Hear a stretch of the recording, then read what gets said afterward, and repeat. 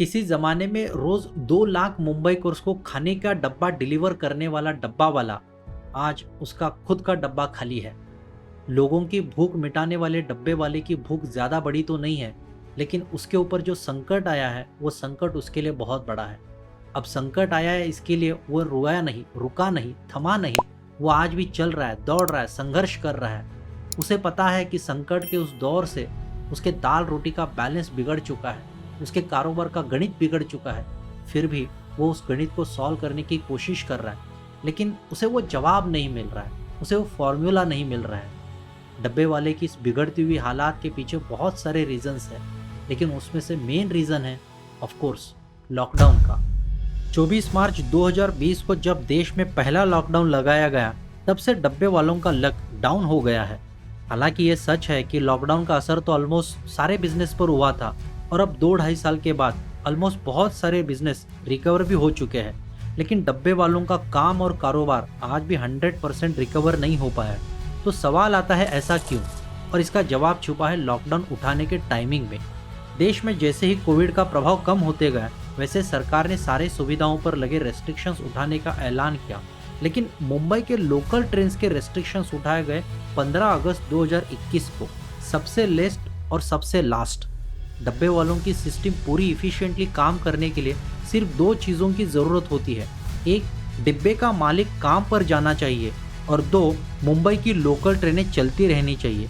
Work from home की वजह से बहुत लोग घर से ही काम चला रहे थे, और जोखिम से बचने के लिए मुंबई की लोकल ट्रेनें बहुत देर तक बंद थी। इसी वजह से डब्बे वाला पिछले 1.5 साल से लिटरली डेडलॉक हो गया था। हालांकि 15 अगस्त 2021 से लोकल ट्रेनें शुरू हो गई है, लेकिन कई सारे कंपनियों के कर्मचारी आज भी घर से काम कर रहे हैं, और इसलिए डिब्बे की डिमांड कम हो चुकी है, और बाकायदा डब्बे वालों की सेवा भी ठप हो चुकी है। दूसरी वजह है सिंगल रेवेन्यू स्ट्रीम। डब्बे वालों के सर्विस में एक ही तरह का काम था, घर का डिब्बा ऑफिस पहुंचाना है और ऑफिस का डिब्बा वापस घर पे लाकर रिटर्न करना है, और इस काम के बदले उन्हें जो पैसे मिलते वही उनके इनकम का एकमात्र सोर्स था। अगर आपका बिजनेस नया हो और आप इनकम के लिए एक ही तरह के प्रोडक्ट या एक ही तरह की सर्विस पर डिपेंड करते हो, तो ठीक है, एक वक्त समझा जा सकता है। लेकिन जब आपका बिजनेस 130 साल पुराना हो जाता है और उसमें 5000 से भी ज़्यादा कर्मचारी जुड़ जाते हैं, और उस वक्त भी आप इनकम के लिए एक ही सर्विस पर डिपेंड करते हो, तो मामला गड़बड़ा जा सकता है, और उस वक्त ये बात आपके बिजनेस के लिए खतरे की घंटी बन सकती है। अनफॉर्चुनेटली हमारे डब्बे वालों को इसी खतरे का अंदाज नहीं आया, और वहीं पे उनका घात हो गया, और वहीं से उनके कारोबार का गणित बिगड़ने लगा। तीसरा कारण है अब्सेंस ऑफ कंपटीशन। वैसे देखा जाए तो डब्बे वाले अपना काम बहुत ही लगन और मेहनत से कर रहे थे, लेकिन वो जो काम कर रहे थे वो शुद्ध रूप से एक बिजनेस था, और बिजनेस में कंपटीशन का होना ये बिजनेस के लिए हमेशा एक अच्छी बात होती है। लेकिन डब्बे वालों ने सोचा कि हम जो काम कर रहे हैं वो बहुत ही अनोखा है, वो हमारे जैसा दूसरा कोई काम नहीं कर रहा है, हम यूनिक हैं, हमारे लिए कोई कंपटीशन नहीं है, हमारे लिए कोई डेड एंड नहीं है। कंपटीशन नहीं है यहाँ तक ठीक है, लेकिन डेड एंड नहीं है ये कोई भी व्यक्ति अपने बिजनेस के बारे में खुद नहीं डिसाइड कर सकता, वो मार्केट डिसाइड करती है। अगर बिजनेस में कंपटीशन होता है तो हम हमेशा अलर्ट रहते हैं, अपनी गलतियों से सीखने की कोशिश करते हैं, और कॉम्पिटिटर से एक कदम आगे रहने के लिए हमेशा कुछ न कुछ नया करने का प्रयास करते रहते हैं। लेकिन यहाँ कॉम्पिटिटर ही नहीं था, इसलिए डब्बे वाले आराम से थे, निश्चिंत थे। वो अपना रोज का काम बहुत ही मेहनत, लगन और ईमानदारी से कर रहे थे, लेकिन एक कदम आगे चल के कुछ नया सीखने के लिए, कुछ नया करने के लिए जो एक्स्ट्रा एफर्ट्स डालने की जरूरत थी, वो लोग नहीं कर पाए, और यहीं पर लॉकडाउन ने उनको पकड़ लिया, जकड़ लिया, लेकिन तब तक संवरने के लिए समय नहीं बचा था। चौथा कारण है absence of new initiation. Prince Charles Bharat में डब्बे वालों से मिलने के बाद डब्बे वाले, उनका संगठन, उनके काम करने के तरीके, ये सारी चीजें लाइमलाइट में आने लगी। इसको लेकर नेशनल और इंटरनेशनल लेवल पर काफी चर्चा होने लगी। उनकी मार्केटिंग और पीआर टीम एक्टिव हुई। उनके कुछ स्पीकर्स ने राष्ट्रीय और अंतर्राष्ट्रीय मंच से, आईआईटीज, आईआईएम्स, टेडक जैसे प्लेटफॉर्म से बोलना शुरू कर दिया, लोगों को इनके बारे में बताना शुरू कर दिया। लोगों को ये पसंद आने लगा, लोग ताली बजाने लगे, लोग इसकी सराहना करने लगे।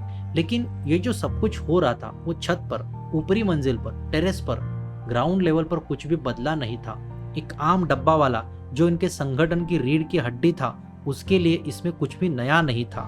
इस सारी भाषणबाजी की वजह से इनका काम पूरी दुनिया में पहुंच गया, लेकिन काम वही रहा। न तो काम का स्वरूप बदला, न काम का दायरा बदला और ना ही इनकम बढ़ गया। ऐसा नहीं ये जो सब कुछ कर रहे थे वो गलत था, लेकिन इसके साथ साथ ग्राउंड लेवल पर इनकम के कुछ नए रिसोर्सेस, कुछ नए स्ट्रीम्स जनरेट करना बहुत बेहद जरूरी था, ताकि एक आम डब्बा वाला आर्थिक रूप से अधिक सक्षम हो जाए और लॉकडाउन जैसे भविष्यकालीन संकट में यही उसको और मजबूत बना देता। अगर वो ठान लेते तो कुछ तो नया कर सकते थे। एक दो बार फेल हो जाते, लेकिन कोशिश करते तो कुछ ना कुछ नया जरूर बनाकर दिखाते। ये लोग 130 साल से डब्बे की डिलीवरी तो कर ही रहे, उस काम में वो माहिर है, लेकिन खाने का डब्बा सिर्फ पार्सल देने के बजाय खाना बनाकर देने की एक नई टिफिन सर्विस की भी तो शुरुआत कर सकते थे। और इस टिफिन सर्विस का मेन कस्टमर भी एक आम आदमी ही है, जिसको ये लोग बरसों से अपनी सर्विस दे रहे हैं, जिसकी नब्ज इन्होंने बराबर पकड़ के रखी है। किस एरिया में सबसे ज्यादा डब्बे मंगाए जाते हैं, किस एरिया में ज्यादातर लोग बाहर का खाना खाना पसंद करते हैं, किस एरिया में टिफिन सर्विस सबसे ज्यादा चल सकती है, इस डेटा का स्टडी करके, कुछ बेसिक सर्वे करके और थोड़ा बहुत इन्वेस्टमेंट करके ये लोग मुंबई डब्बे वाला टिफिन सर्विस के नाम से अपनी बिजनेस की एक नई ब्रांच ओपन कर सकते थे। शुरुआती दिनों में इसे पायलट मोड पर कुछ चुनिंदा जगहों पर चला सकते थे, और अगर ठीक से चलता तो अपने ही संगठन के लोगों को पूरे मुंबई भर इसकी फ्रेंचाइजी देकर एक बहुत बड़ा नेटवर्क भी बना सकते थे। इससे डब्बे वालों को कमाने का एक नया जरिया मिलता और एक नई पहचान भी, और आगे जाकर यही नया जरिया लॉकडाउन जैसे कठिन समय में गेम चेंजर हो सकता था। $1 बिलियन स्टार्टअप का गिर जाना और डब्बे वालों के कारोबार का इस तरह से थम जाना, ये दोनों चीज़ें अलग है। क्योंकि जब $1 बिलियन स्टार्टअप कोलैप्स हो जाता है, तब अगले महीने एक नया स्टार्टअप खड़ा हो सकता है, नए लोग आकर इन्वेस्ट कर सकते हैं और एक नई सर्विस फिर से निर्माण हो सकती है। लेकिन डब्बे वालों जैसी सर्विस ये 100-200 साल में एक ही बार बन सकती है, इसे बार बार रिपीट दोहराया नहीं जा सकता। इसलिए इस मिट्टी में बनी और इसी मिट्टी से जुड़ी डब्बे वालों की ये सर्विस और डब्बे वालों का बिजनेस बचना चाहिए, वो जीवित रहना चाहिए। क्योंकि जब कोई डब्बा वाला डब्बा देता है तो वो ना कि सिर्फ एक सर्विस देता है, बल्कि पत्नी का प्यार, माँ की ममता और बहन की देखभाल, इन सारे इमोशंस को भी वो डिलीवर करता रहता है। इसलिए डब्बा वाला बचना चाहिए। एक एंटरप्रेन्योर के तौर पर आपको इस केस स्टडी से सीखने के लिए एक बहुत इंपॉर्टेंट लेसन ये मिलता है कि आप बिजनेस में कितने नए हो, कितने पुराने हो, आप कितने सफल हो, कितने असफल हो, आप कितने सुरक्षित हो या फिर कितने खतरे में हो। Irrespective of all these things, अगर आपको आपके बिजनेस का डेड एंड बहुत लंबा खींचना है, तो आपको लगातार लंबे समय तक और लगभग लास्ट मोमेंट तक हमेशा कुछ ना कुछ नया सीखते रहना है और कुछ ना कुछ नया करते रहना है। यही करने के लिए हमारे डब्बे वाले भाई मुकरते रहे, जिसका खामियाजा वो आज भी भुगत रहे। डब्बे वालों के प्रति आपकी भावनाएं आप नीचे कमेंट बॉक्स में कमेंट करके हमें ज़रूर बता सकते हैं।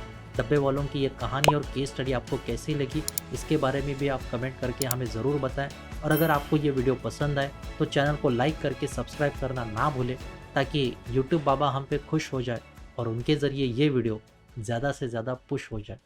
बहुत बहुत धन्यवाद।